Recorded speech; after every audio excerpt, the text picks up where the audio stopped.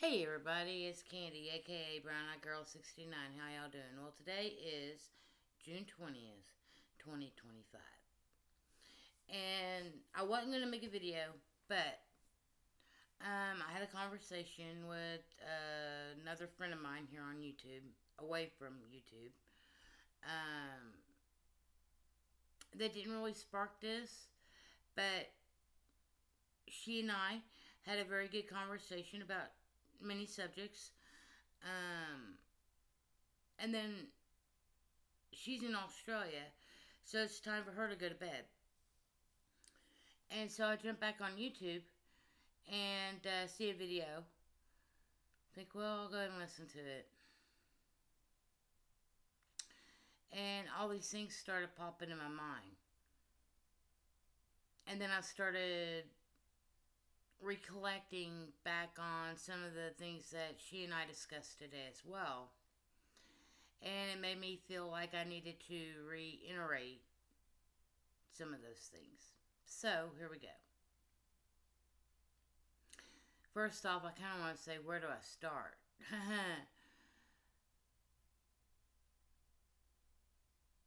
So many people out in this world, like I told her, religion. It depends on where you were born in the earth as to what your religion is if you're going to be brought up in one. So, example, America, if you're born here in America, more than likely you're going to be Christian or Catholic. If you're born over in the Middle East, more than likely you're either going to be Jewish or Muslim. If you're born in China, you're going to be more like a Buddhist. If you're born in India, you're going to be more Hinduish. I'm sure there's South American religions that I'm unaware of, you know.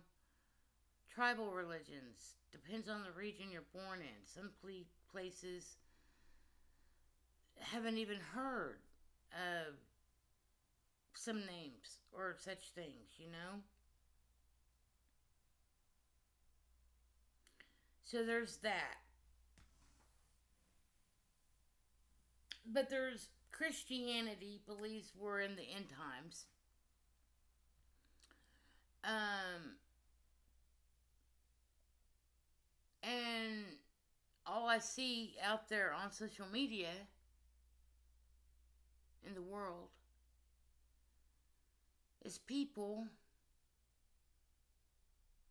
caught up. Caught up in politics, caught up in the game, caught up in the world stage, up into believing that what they're being told and shown is real. Being caught up in the fact that they're concerned with what happens to them after their fleshly body dies. Okay. First off, why? Why are people are really attached to this flesh? Because they really believe that we are this flesh. I don't believe that. I don't believe we are this flesh. I believe this flesh is just a vessel for the one true energy, the one eternal energy.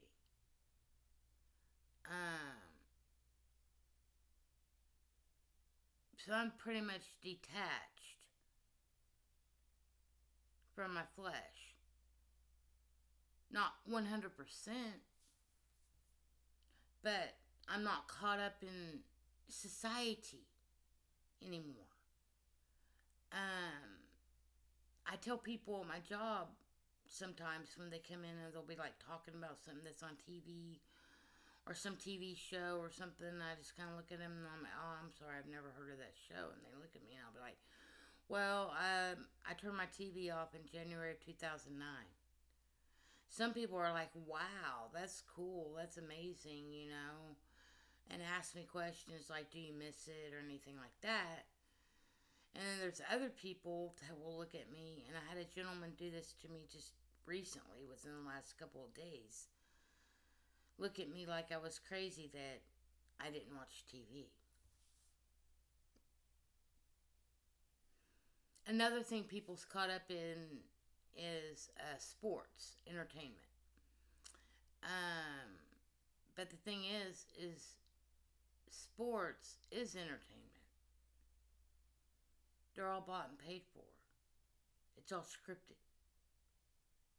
Even though I've had people say, well, how can it be scripted? Oh, it's scripted. Not necessarily what the players are doing, but who's been bought and who hadn't been bought. I pointed out to him, I was like, yeah, but it's referees. It's referees that make calls. It's referees that can make or break a game, you know. And it's all show, you know. The players are out there playing the game, but the people on the sidelines and the people up in the press boxes and owners of the teams and stuff, they're the ones making all the calls. You know, they determine the outcome that they want. Determined.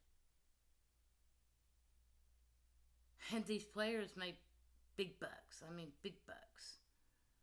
You know, they're definitely not playing the sport for the love of it. It's their job. You know. But people follow and idolize these people. Put them up on pedestals, you know. I don't know, maybe I was blessed at a young age by being able to have the experiences in life that I've had. Maybe that's it. I don't know. When I was 14 years old, I met a whole slew of famous people. Country music stars. I've met a few actors as well in my day. Mainly soap opera actors and actresses. And I've met a few other people, mainly singers, entertainers, singers, and some actors and actresses as well. When I was 14 years old, I got to stay at Conway Twitty's house when I was 14. I got to stay at this famous man's mansion. Spend time with his family, meet his children, his grandchildren, listen to a record album that hadn't even gone public yet, and got pictures taken with him. And stayed at the Opryland Hotel and met a whole bunch of people like Alabama, the Oak Ridge Boys, Kenny Rogers, Dolly Parton, Brenda Lee, Jerry Reed from Smokey and the Bandit, George Strait, Charlie Pride, Larry Gatlin and the Gatlin Brothers, Buck Owens from Hee Haw,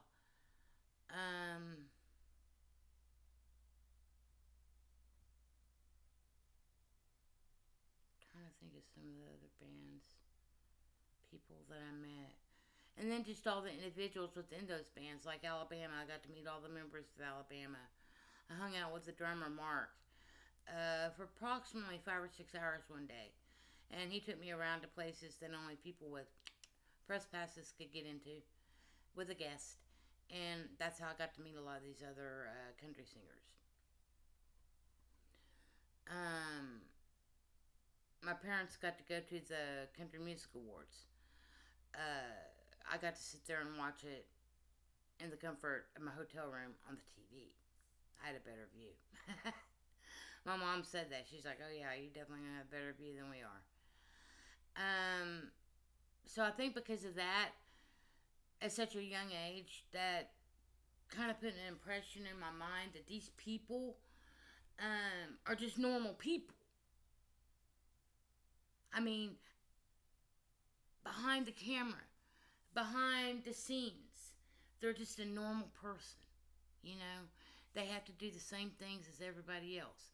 They gotta go to sleep. They gotta wake up, go throughout their day, feed their body, have responsibilities around the house, have responsibilities for their families, loved ones, or for their job, whatever they have to do. You know, um, behind the scenes.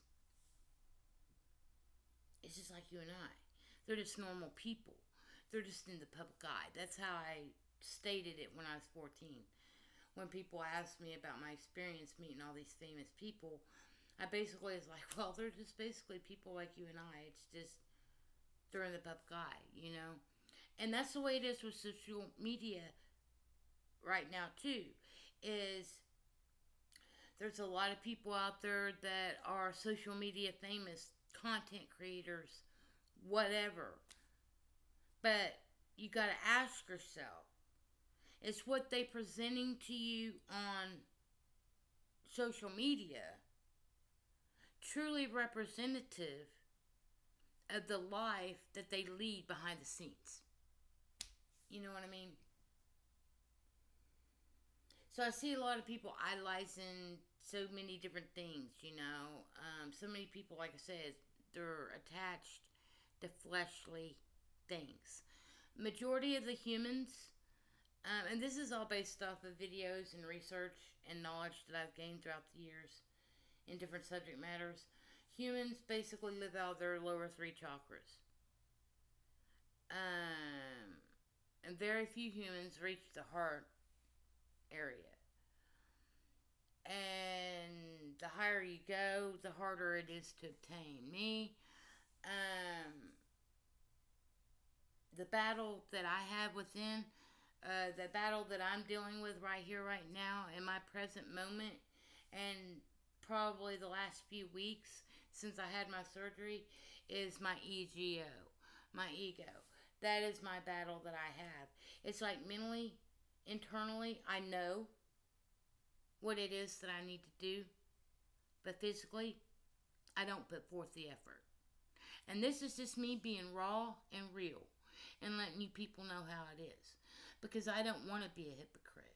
I don't want to be one of these social media content creators who puts out things to do to get healthy, for instance, but behind the scenes they're garbling up all the garbage. I'm not like that. You know, what you see is what you get with me. And most people can see that I'm still pretty much the same size I've been for the last couple of years since I started YouTube. Even though I do fluctuate and I do bounce up and down. Why do I battle it? Maybe I'm afraid of what I think I can become. Maybe that's my fear. Maybe I know that things are going to change if I was to get into better shape. Why would things change? Because once I put forth any action, things change. Mentally, spiritually, emotionally, and physically. And with change comes other situations, other experiences, meeting new people, having other opportunities presented to you because of that change that you became or whatever, you know. The ego, I don't really think the ego likes change. I think the ego will use anything it can to stay in control. To keep people living in mundane lifestyles that don't really have any point, you know. Being attached to their physical bodies. Being attached to the fleshly desires of life, so to speak, you know. Like I said, the lower three chakras. Anyways, I've been rambling on here about 15 minutes just on a subject matter that I wanted to get off my chest. You can always count on me to be open, honest, and as real as I possibly can with you folks. Because I have nothing to gain other than what's within myself, I'm not looking to gain anything off anybody, off of social media or anything. If I make connections with somebody, that's awesome, wonderful, and amazing. If I inspire somebody, hey, that's awesome, wonderful, and amazing. If I don't get one view, that's awesome, wonderful, and amazing as well. I had a conversation with my friend and manager the other night, and we were talking about content creators, social media,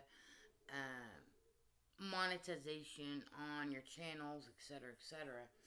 And I told her, I was like, yeah, I think the money would be awesome to have, if you had a pretty good following or whatever. I was like, but the pressure to continually pump out content, to keep people interested, to keep those views and likes up, to make the money that you make. I couldn't deal with it. You know what I mean? I never made this channel in original back 16, 17 years ago. I never made this channel to make money off of it. It was more of a place to store my videos of my life experiences. Is basically what it came down to. As far as me utilizing it to further put out my opinions and thoughts on things, and sharing a little bit of myself with others, that's only been probably in the last 3 years, I would say. I will talk a little bit about some of my future plans here in just a second.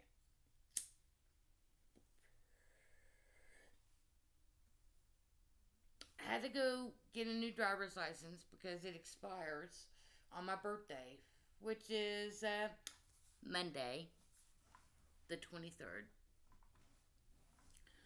I haven't received the actual physical card in the mail yet, but as soon as it comes, and as soon as I just have a little bit of extra dough, I'm able to put back into the side, which is approximately about $130 to probably about $150 would be what I need.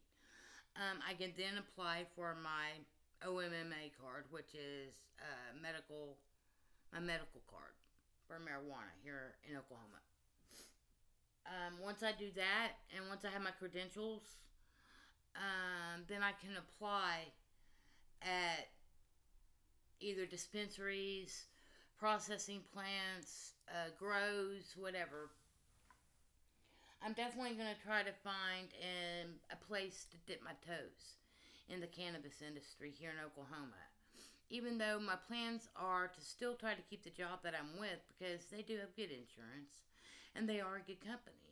And it would be good for me to at least keep a job that will give me that stability that I need for my older years. Whereas if I dip my toes into the cannabis business, or can get my, foot in the door somewhere for, like, say, a processing plant or something, that would definitely be the money that I could use to save and to enjoy life with. And utilize the other job for more of my stable, pay my bills kind of income. And depending on how things go with that specific energy or vibe that's gonna, that will be happening or whatever, will probably determine other things for me along the way. See,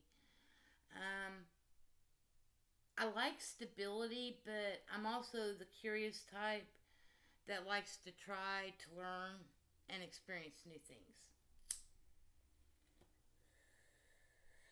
I also have an interest in learning how to try to do some kind of clay pottery kind of thing.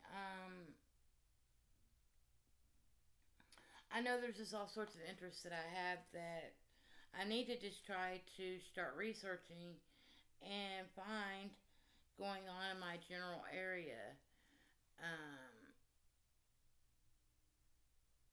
and perhaps meet some other folks that have some of the same interests.